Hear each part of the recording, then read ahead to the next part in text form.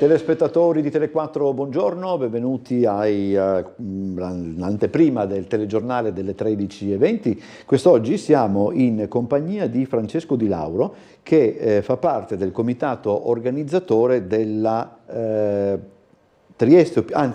Salita dei Campioni / Trieste Opicina. Questa è la esatta denominazione della manifestazione, che sarà in programma fra domani e dopodomani. Intanto grazie per essere tornato nei nostri studi. Grazie a voi. Che cos'è la Salita dei Campioni? Beh, è una manifestazione culturale e di spettacolo che rievoca la gara di velocità in salita Trieste-Opicina, che fu corsa dal 1911 al 1971 e poi sospesa per motivi legati alla pericolosità date alle velocità molto elevate alle quali si era arrivati. Da quella volta però rimane il mito e il culto della Trieste Opicina, c'è ancora un grande affetto in città per questa manifestazione e ogni anno tentiamo di rievocarla in qualche modo, di riproporla sotto forma diversa. Nel 2017 ci avevamo provato con una grossa manifestazione che aveva avuto grande successo su strada chiusa. Quest'anno abbiamo pensato di evitare la chiusura delle strade, in quanto questa edizione 2024 dovrebbe essere il termine di moda prequel di una nuova serie che dall'anno prossimo dovrebbe andare a continuare sotto la forma del concorso dinamico di eleganza per vetture sportive e da competizione. Vetture e moto, questa è la peculiarità, ci tengo sempre a sottolinearla.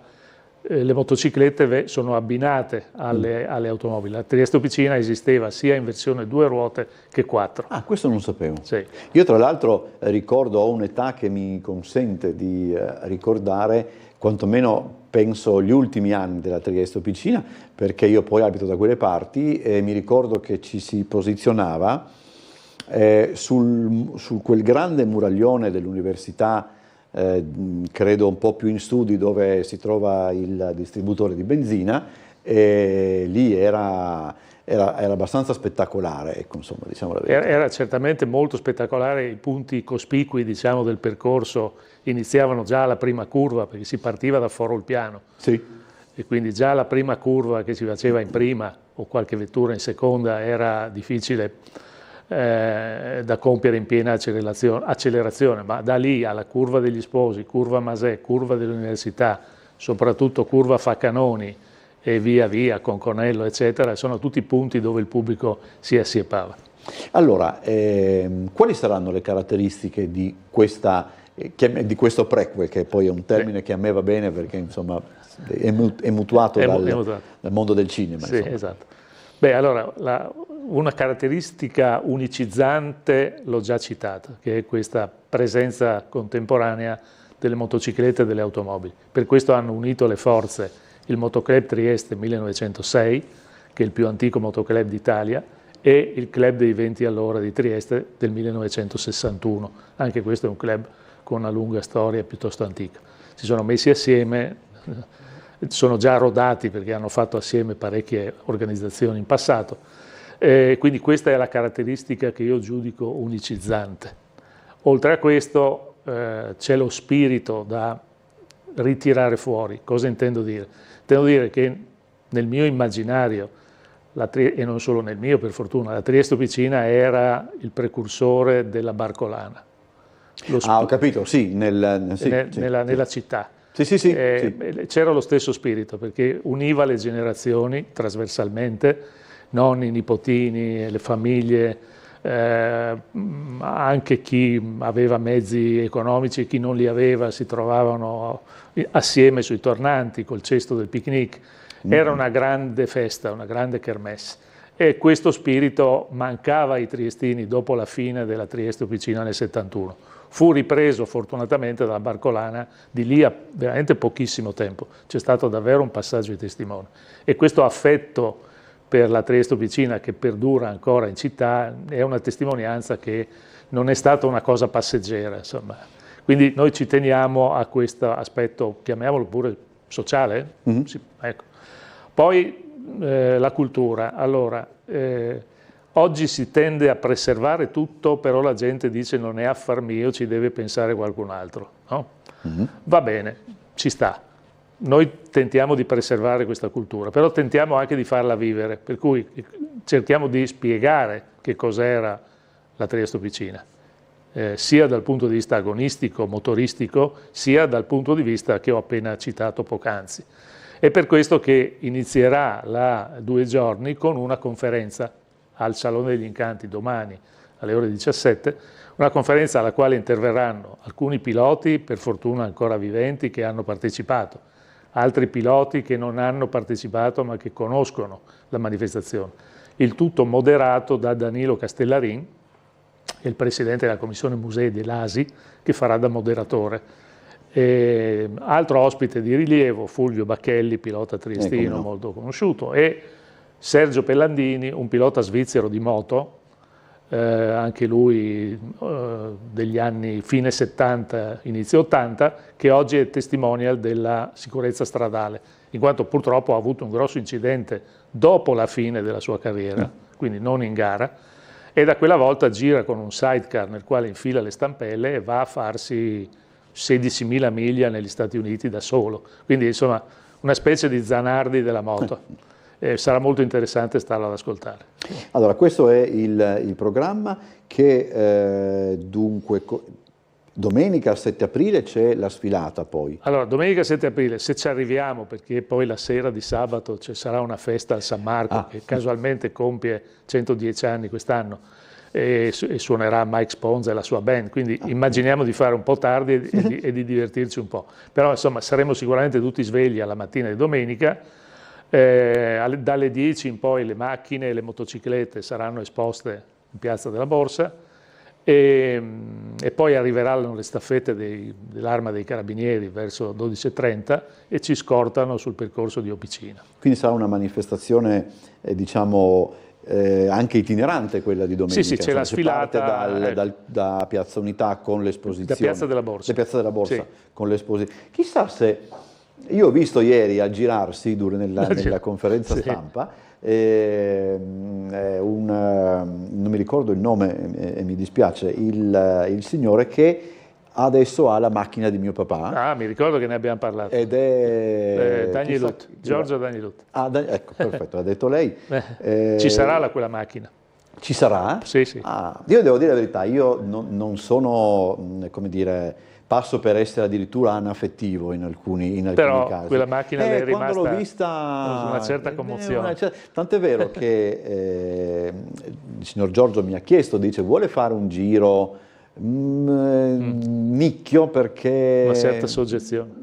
Sì, ho un... così. Comunque insomma. venga che però, la troverà lì esposta. Devo dire la verità che hanno fatto un lavoro egregio, anche tenuta più che bene, anche chi l'ha avuta precedentemente si vede che l'aveva lasciata in condizioni comunque buone e quindi insomma, mi fa piacere vederla. 77770 è la targa inequivocabile, quindi sarà lì. È quella assolutamente.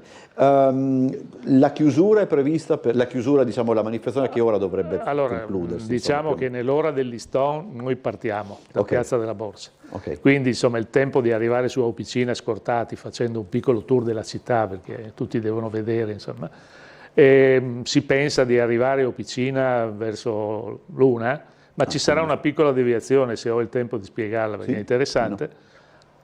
Invece di andare dritti a pranzo presso l'associazione culturale Tabor che ci ospita, si va al casello, alla casa cantoniera per meglio dire, che è posta sul raccordo ora ex 202, cioè una casa cantoniera rossa. Perché andiamo là tutti quanti assieme? Perché quello era l'arrivo. L'arrivo di tante edizioni era posto là. Quindi andiamo a mettere una targa di ricordo in quel luogo e poi andiamo ad Opicina dove appunto il Tabor e anche i commercianti di Opicina ci accolgono e ci fanno un po' di festa che ci fa piacere. Quindi li ringraziamo. E poi dopo per l'anno prossimo... L'anno prossimo cominciamo il giorno dopo a ragionarci. Perché, senta, parlando di auto, no? Perché sfileranno appunto auto del passato proprio nel periodo grosso modo... Comprese 1171 e poi abbiamo fatto una piccola codina con qualche supercar che teoricamente avrebbe partecipato se la gara fosse continuata. Faccio per dire le Stratos, ecco. che da lì... Ecco. Se, allora, uno dei musei, secondo me, uno dei musei più belli che noi abbiamo in Italia è a Modena, ed è il Museo Ferrari, non tanto per io ho visto solo la parte dedicata appunto ai modelli storici della Ferrari, e devo dire la verità che anche per come è allestito il museo, ma soprattutto per ciò che il museo contiene, è un esempio di arte italiana, come Perfetto. negli anni precedenti potevano, insomma, adesso non voglio fare dei paragoni che possono sembrare assurdi, però anche quelle auto sono un'opera d'arte. Mi chiedevo, e lei può rispondermi, il fatto che quei modelli che non sono nuovi sono ancora così iconici, così presenti, eccetera. È una questione anche generazionale, cioè noi siamo più attaccati in qualche modo a quei modelli perché rappresentano appunto magari le auto che noi vedevamo quando eravamo bambini o man mano mentre crescevamo, oppure effettivamente c'era qualcosa di probabilmente, se indovino la sua risposta, più caratteristico di una marca piuttosto che di un'altra? Allora, ogni decade ha le sue caratteristiche, e Sì, questo è indubbio, per cui se noi nasciamo in una certa decade e veniamo impressionati questo è senz'altro, da sì. certi stili, da certi stilemi, da certe forme, da certi colori, da certi suoni, è chiaro che ci riportiamo questa cosa per tutta la vita. Però, devo dire una cosa, chiaramente in quelle vetture lì si vede l'uomo, si vede l'azione dell'uomo, si vede che c'è la mano, Sì, sia nella progettazione che no. Man mano andiamo avanti con l'avvento dei computer che hanno permesso di fare cose straordinarie. Io non voglio far parte degli anti-progresso, anzi. Però pian piano ovviamente si è persa questo contatto diretto, per cui si è arrivati a una certa impersonalità. Aggiungiamo poi che silenziatori sempre più efficienti, eccetera, eccetera, eccetera, è chiaro che adesso ormai siamo parecchio distaccati, no? Non c'è più questa partecipazione viva all'interno dell'automobile. A noi piace occuparci di queste cose proprio perché riteniamo che il fascino e le emozioni che danno queste creature, queste creazioni di altre decadi, sia un possibile collante generazionale.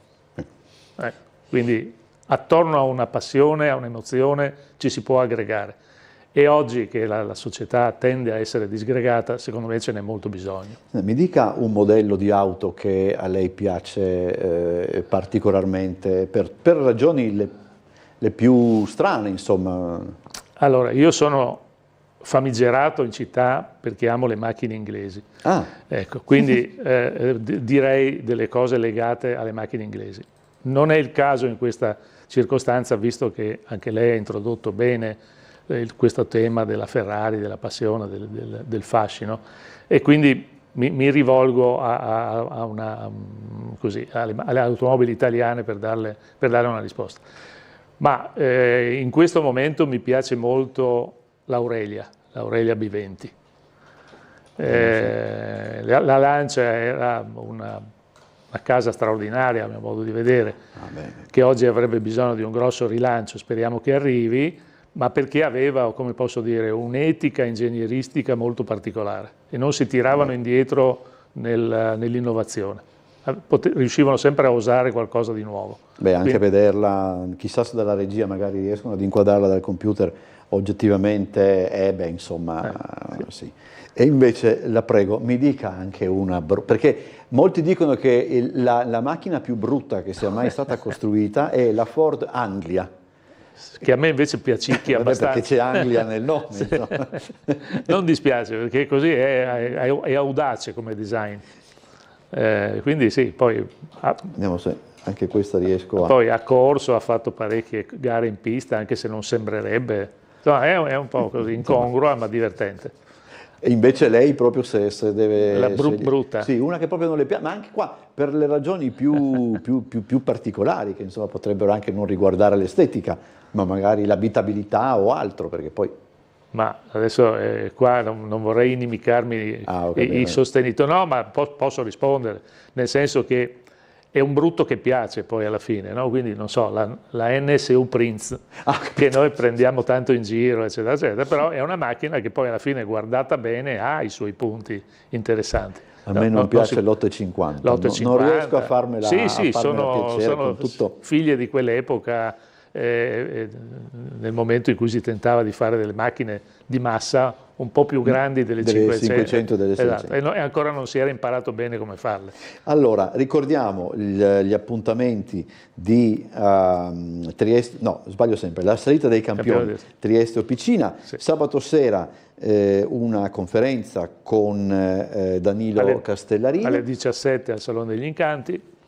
E poi invece domenica mattina, prima l'esposizione, diciamo così, dei modelli storici, certo, in Piazza della Borsa e poi la salita. Coorganizzazione del Comune, che ringraziamo, l'assessore Rossi ha fortemente voluto la manifestazione, quindi abbiamo collaborato molto bene. Grazie a Francesco Di Lauro del comitato organizzatore, buon lavoro. Grazie, grazie, venite domenica a trovarci. Adesso noi andiamo in pubblicità, poi il telegiornale delle 13:20.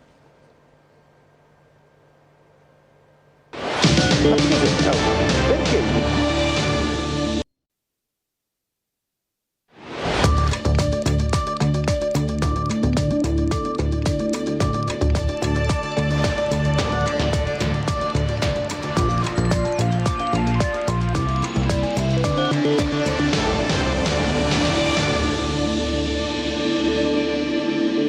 Telespettatori di Tele4, buongiorno, benvenuti a questa edizione del nostro telegiornale. È stata presentata oggi Idea Giuliana, associazione politico-culturale che si rifà ai valori del civismo di centrodestra e che vede tra i fondatori un gruppo di esponenti politici vicini alla lista di piazza.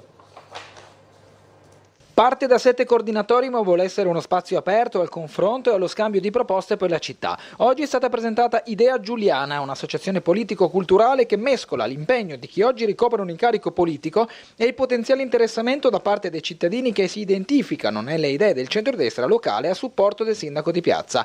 Carlo Grilli, Roberto Cason, Giorgio Cecco, Margherita Canale, Sabrina Polacco, Antonella Serbo e Lorenzo Alberti sono il punto di partenza, supportati oggi dalla presenza del presidente della regione Massimiliano Fedriga. Idea Giuliana è una proposta, è un contenitore di idee, è un luogo di ascolto e di dialogo con i cittadini, è uno strumento in più per il governo di centrodestra di questa città, quindi a supporto del sindaco di piazza, a supporto del presidente Fedriga nell'azione della regione.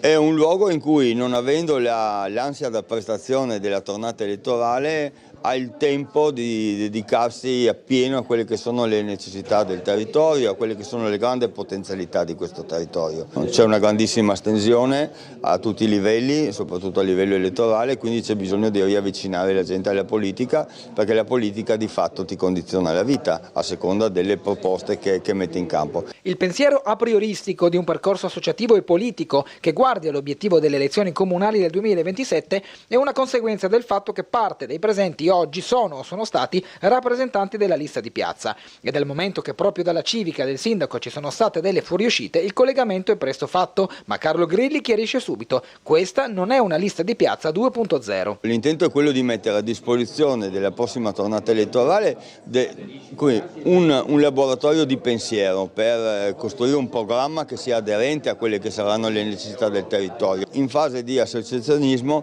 abbiamo la possibilità di essere molto più leggeri e molto più facilmente ci avvicineremo alle persone proprio per ricevere quelle che sono le loro suggestioni. La sindaca di Monfalcone Anna Maria Cisint, l'assessore regionale Stefano Zagnier e la europarlamentare uscente Elena Lizzi, componente della Commissione per l'Occupazione e gli Affari Sociali, sono i 3 candidati che presenterà la Lega del Friuli Venezia Giulia alle elezioni europee dell'8 e 9 giugno prossimi. Oggi si è svolta la presentazione ufficiale dei 3 candidati. La Giunta di Piazza intanto tira dritto per quanto concerne il progetto della cabinovia Trieste Officina. Oggi in una commissione comunale dedicata alla questione, su richiesta delle opposizioni, gli assessori ai lavori pubblici Elisa Lodi e al bilancio Everest Bertoli, insieme al dirigente Andrea Bernetti, responsabile del progetto, hanno risposto alle criticità sollevate dai consiglieri di centrosinistra. Assessore Bertoli, sulla cabinovia oggi sono state fornite ampie spiegazioni alle opposizioni, si attendono gli ultimi pareri, poi si parla di cantiere al via entro l'anno. Sicuramente cantiere via entro l'anno, tra l'altro il governo italiano ha chiesto e ottenuto da Bruxelles una proroga di 2 anni per la realizzazione visto il ritardo dei pareri. Ad oggi non c'è nessun parere contrario, il Comune di Trieste ha proseguito il suo iter così come la norma soprattutto quella speciale riguardo al PNR prevede. Tra l'altro abbiamo avuto anche i pareri per quanto riguarda le compensazioni ambientali forniti da terzi dall'Università di Udine che appunto dicono non c'è nessun danno ambientale. Proseguiamo, andiamo avanti a realizzare un'opera che entrerà nel futuro di questa città ed è questo che dobbiamo avere il coraggio di guardare. E oggi in commissione avete fatto il punto innanzitutto sul iter della cabinovia, a che punto siamo? L'iter della cabinovia si sta proseguendo ovviamente l'iter della cabinovia che è ovviamente complesso visto l'opera che stiamo predisponendo e che affronteremo. Siamo nella fase di verifica da parte della Regione della VAS di terzo livello, quindi una verifica ambientale, sono state presentate anche le compensazioni, il parere della sovrintendenza, come ho detto in commissione, arriverà a progetto definitivo, nel frattempo i pareri precedenti sono stati dati favorevoli con prescrizioni, quindi si sta andando avanti. Le interlocuzioni con la sovrintendenza continuano, la nostra volontà, che è stata rimarcata anche in sede di commissione, è quella di portare avanti quest'opera, un'opera importante per il futuro della città e del Porto Vecchio, a servizio dell'accesso al nord, una responsabilità amministrativa ma anche politica, oltre 60 milioni di euro voluti anche dal governo con finanziamento che arriva da PNRR Bruxelles, quindi si va avanti con quest'opera innovativa di mobilità sostenibile per il futuro di Trieste.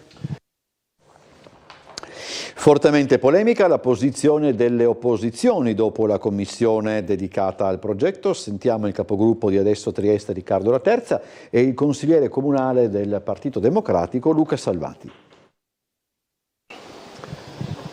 Riccardo Laterza, oggi commissione sulla cabinovia convocata a seguito di una sua richiesta, il Comune tira dritto, l'ultima novità è che i lavori partiranno entro l'anno dopo gli ultimi ok di sovrintendenza regione, probabilmente già in autunno. Voi avete chiesto ancora una volta di cambiare rotta.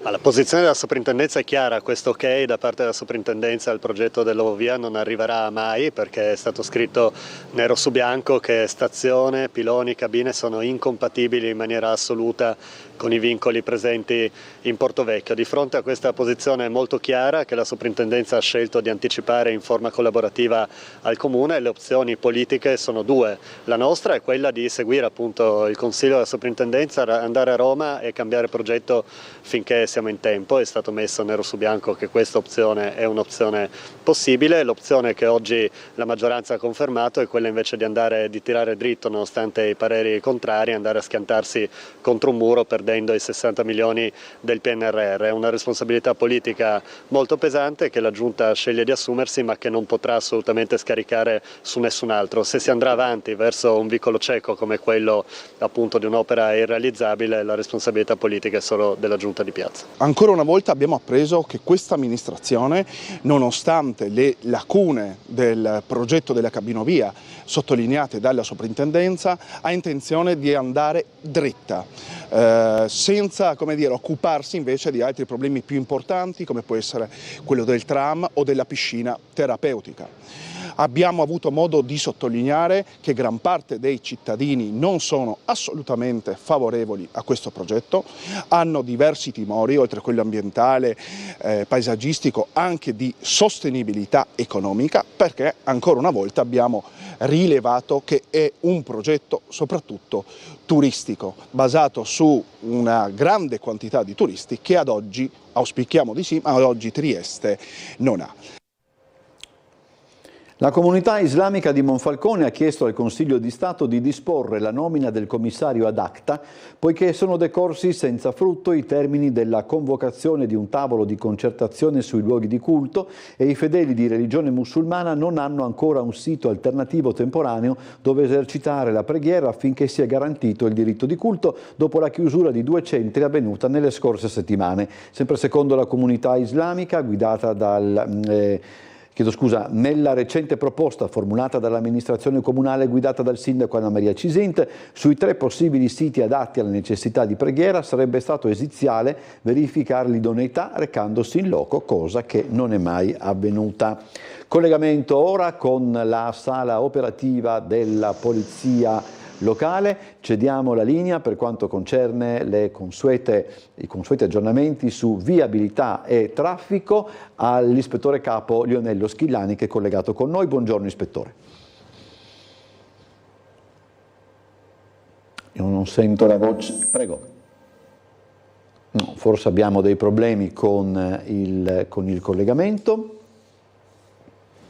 E allora vediamo, nell'attesa di ripristinarlo eventualmente, di far passare il prossimo servizio, che riguarda un'intervista con il presidente della regione Massimiliano Fedriga, che, dialogando con i giornalisti a margine della presentazione della lista Idea Giuliana, ha parlato di altri argomenti, fra i quali anche la sanità.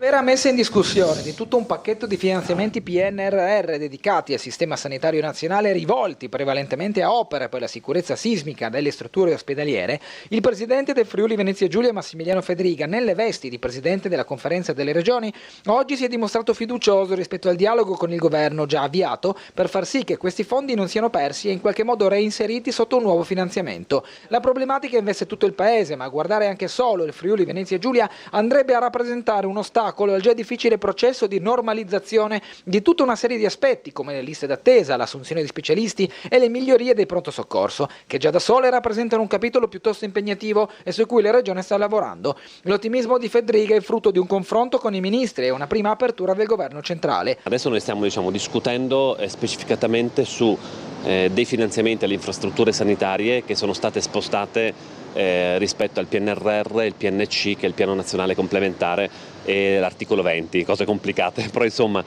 su questo abbiamo aperto una discussione col governo, ho sentito anche oggi il ministro Fitto e il ministro Schillaci, per fare un monitoraggio reale delle esigenze delle regioni ed andare a intervenire. Mi sembra che sia una disponibilità del governo. Io come presidente della Conferenza delle Regioni sono intervenuto ieri dicendo che ovviamente devo difendere gli interessi collettivi e gli investimenti in sanità sono fondamentali proprio per il sistema sanitario nazionale. Ho trovato disponibilità da parte del governo, adesso andiamo avanti a lavorare. In questi giorni Fedriga era a colloquio con il ministro della Cultura San Giuliano, ma nessun riferimento alla cabinovia. Con San Giuliano avete parlato della cabinovia? No, abbiamo fatto un discorso generale sull'opportunità che possono esserci in Friuli Venezia Giulia e a Trieste. Su questo sono convinto che ci saranno anche buone novità nel breve periodo. Allora, non so se abbiamo recuperato, non credo, la telefonata con la polizia locale, altrimenti ci colleghiamo con... c'è la polizia. Allora, buongiorno ispettore Schillani. Sì, buongiorno a lei, dottor Bosatti. Eccoci pronti. Sì, la sentivo anche prima, ma non giungeva la mia voce. Le do subito la linea, allora. Bene, allora, per quanto riguarda la mattinata, un unico sinistro stradale in via dei Campi Elisi, altezza 52, per un carattere di investimento, per fortuna un ferito lieve, alcuni rallentamenti in zona, ma la situazione si è risolta. Anche il presidio di via von Bruck non ha creato particolari disagi. Attualmente il traffico è abbastanza scarso su tutta rete viaria e regolare. Per il pomeriggio non sono previste manifestazioni o eventi che vadano a ripercuotersi sul traffico e la viabilità ordinaria. Per quanto riguarda i lavori, ricordo che c'è presente uno scavo in via Milano tra la via Pilsi e il 30 ottobre con dei rallentamenti in zona e anche il solito scavo che è in via San Spiridione. Qui siamo sul posto per intervenire eventualmente con la viabilità in caso di rallentamenti. Ricordo ancora la chiusura di Piazza Benco con inversione senso di marcia in via degli Artisti, la chiusura di via Frausin tra Veronese e San Giacomo, via Bellavista, quindi non si riesce a salire fino alla località di Banne, e anche chiusa la salita al Contovela via Miramare per lavori di rifacimento del manto stradale. Altre cose particolari non ci sono, ribadisco che il traffico adesso è scorrevole, non abbiamo interventi in atto e quindi restituirei la linea. Grazie ispettore Schillani, buona giornata e buon lavoro. Il presidio in via von Bruck, cui faceva riferimento l'ispettore Schillani, riguarda lo sciopero dei lavoratori del porto. Dovremmo essere collegati con Marco Stabile proprio per le ultime notizie, le ultime le novità per quanto riguarda appunto questo sciopero. Dovremmo essere pronti per il collegamento. Buongiorno Marco. No, il collegamento non c'è. Allora vediamo. Sì.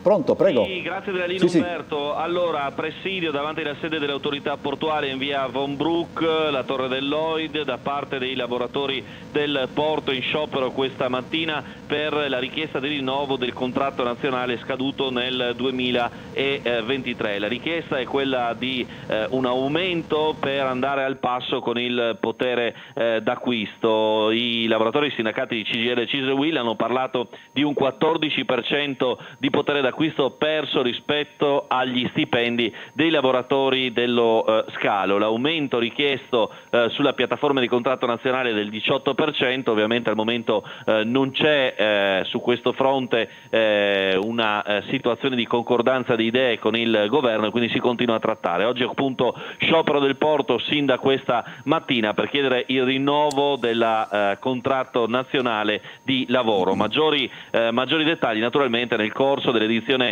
serale del nostro telegiornale, con l'approfondimento sul tema del nostro Bernardo Gulotta, che ha chiesto anche ai lavoratori portuali rispetto agli impatti della crisi di Suez sul lavoro, in particolare nel settore container. Aggiornamenti questa sera alle 19:30.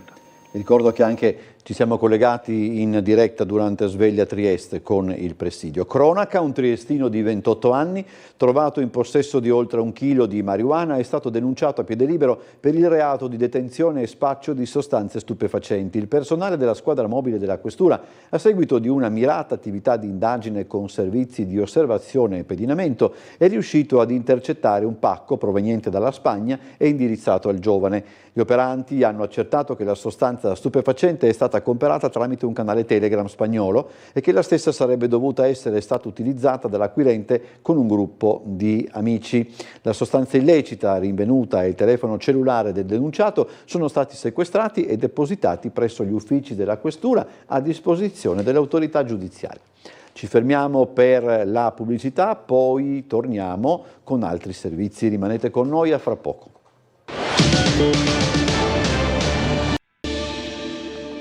Entriamo in studio. Il Ministero dell'Economia e delle Finanze nel corso della conferenza Stato-Regioni ha dato l'ok al finanziamento di oltre 206 milioni di euro per il realizzo del molo ottavo del porto di Trieste.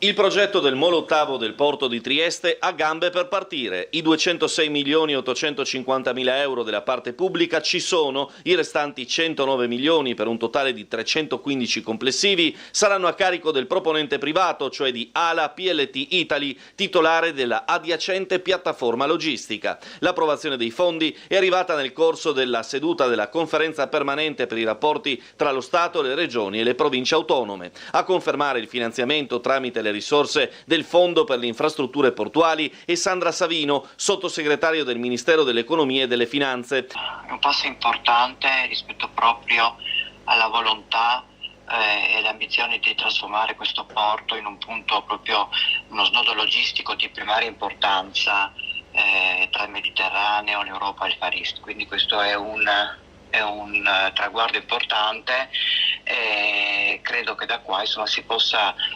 continuare un lavoro di sviluppo del porto che va a beneficio dell'intero sistema paese. La prima parte del progetto prevede la costruzione di un molo da 400 metri di lunghezza per 50 di larghezza a partire dall'angolo esterno dell'attuale piattaforma logistica, più la porzione retrostante dedicata allo stoccaggio e alla movimentazione delle merci, collegata alla nuova stazione ferroviaria di Servola, che permetterà a tutta l'area di far partire immediatamente le merci su rotaia una volta sbarcate a terra. Stando alle prime stime, la prima fase operativa della nuova infrastruttura l'infrastruttura potrebbe vedere la luce nel 2027 con 500.000 TIU di movimentazioni previste. I più di 200 milioni complessivi per le infrastrutture dei porti di rilevanza nazionale destinati a Trieste, ha sottolineato il presidente della regione Fedriga, sono una dimostrazione della strategicità che il governo riconosce allo scalo. Ora spetterà all'autorità portuale emettere un bando pubblico basato sul project financing proposto da ALA per poi passare assieme al privato alle fasi successive di progettazione e realizzo.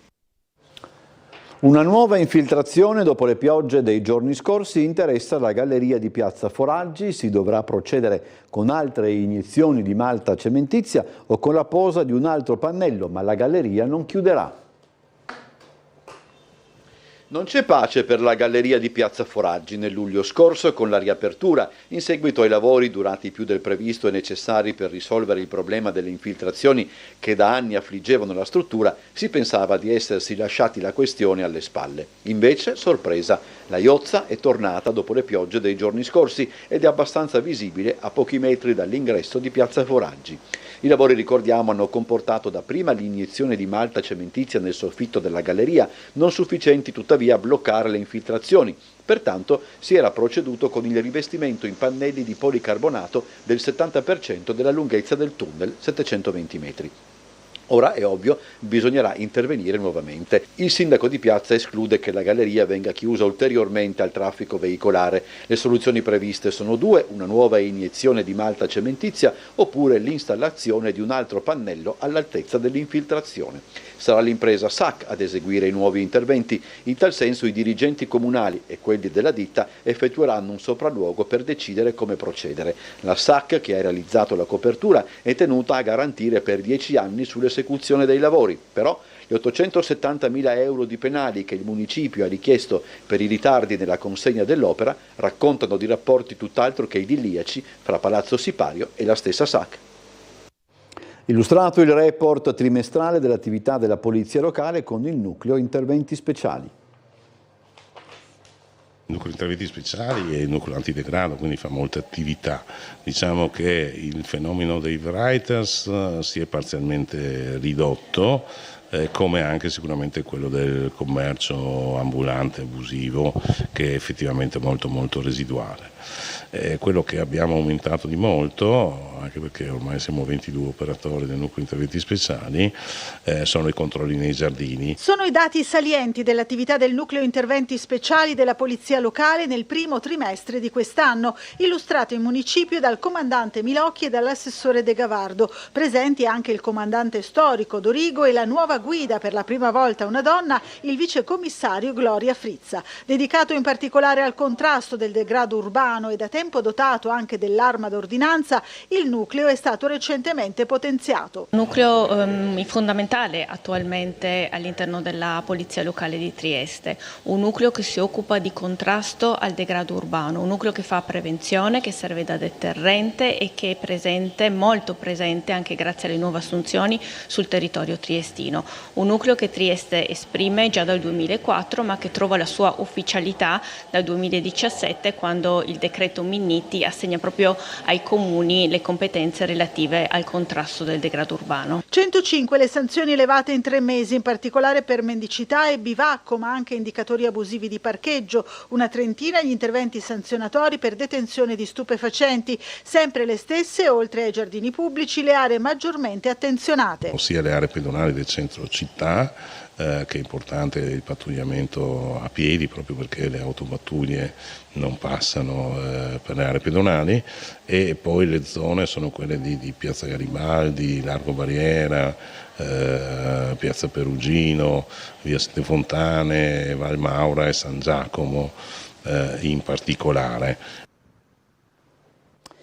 La Pallacanestro Trieste ha firmato nell'ultimo giorno utile del mercato di Serie A con l'ala 22enne Leo Menalo.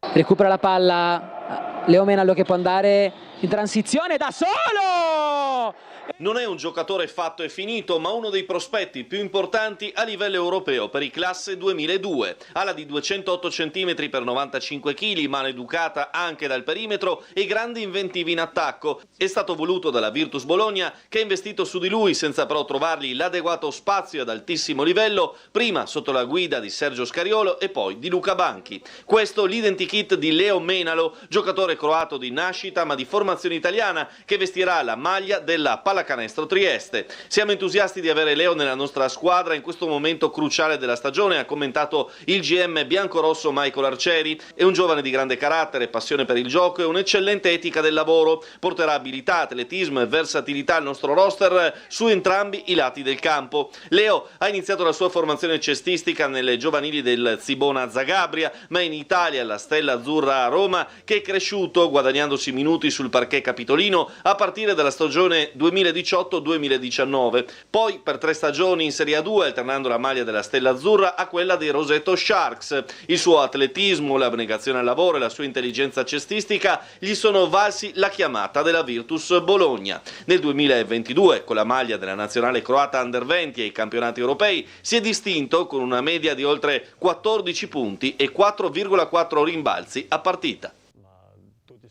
È tutto, vi ricordo l'appuntamento con Ring questa sera alle ore 21, durante il quale si parlerà anche dell'abbattimento dell'ex Pavan. Vi ricordo anche alle 18 l'appuntamento con Trieste in diretta. Buon pomeriggio, telegiornale alle 19:30, arrivederci.